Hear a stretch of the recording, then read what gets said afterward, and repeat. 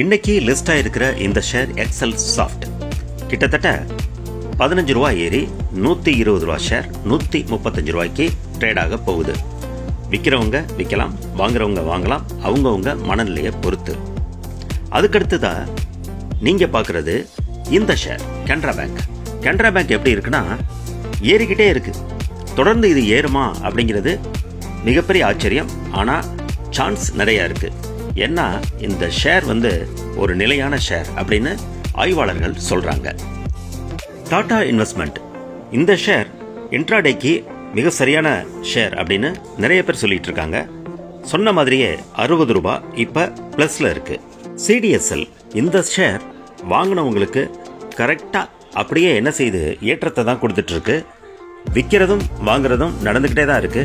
ஆனா இந்த ஷேர் என்னைக்காவது ஒரு நாள் உச்சத்தை தொடும். நம்பிக்கை தானே வாழ்க்கை.